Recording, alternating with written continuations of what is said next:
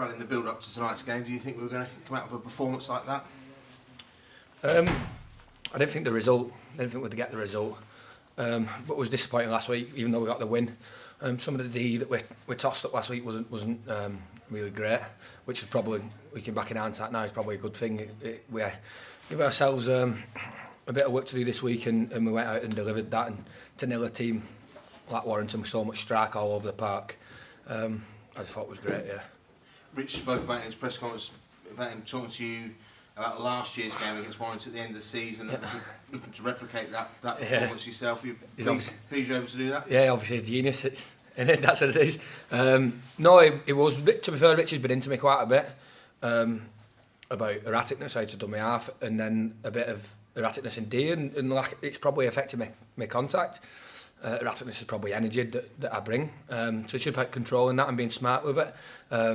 But to be fair to him, he did give me a text yesterday, said have a look at your game from last year and some of the stuff he was doing, really positive. Had a watch of that yesterday, and yeah, that might have had an effect, but I had the bit between my teeth. Obviously on the back of last week's performance, Indy wasn't really up to scratch, so I had a point to prove this week. And 80 minutes as well?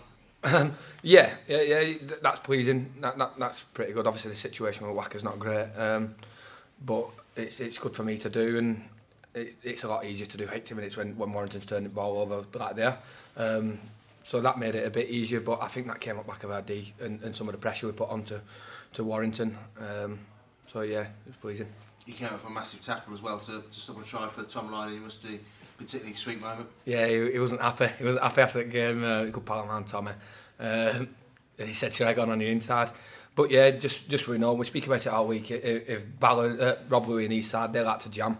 So that takes us out the game, the meals, and we'll just cover. And we've got a massive emphasis at the minute about brotherhood and turning up for each other, and everyone's doing that. The real love about the place and wanted to do things for each other. And this time it was just me. It's been happening all season. So, and since Rich came in and we had a change in culture, it happens every week for different people.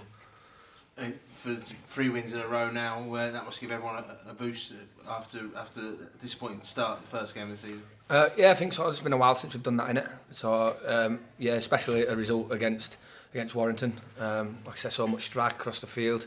But the group's in such a good place. We're keeping a lid on it, and we don't want to get too ahead of ourselves, but it's a good place to be around. Take the results out of it. It's a great place to be around. We're all enjoying each other's company, and we're enjoying working for each other. So to take results like that, all that's doing is just taking any doubts out of our mind over the past 18 months that we've had, how tough it's been, and just proving to each other that we can trust in each other, and we're going places. Toronto next up, a bit of an unknown quantity, obviously new to Super League, but we've played them once before, but this will be the first Super League meeting. Yeah, and like I said, that's the big challenge for us. We went to Salford away last week and was a bit. We did okay, really good. And I went to Salford and a dip in form, and we've been good again tonight.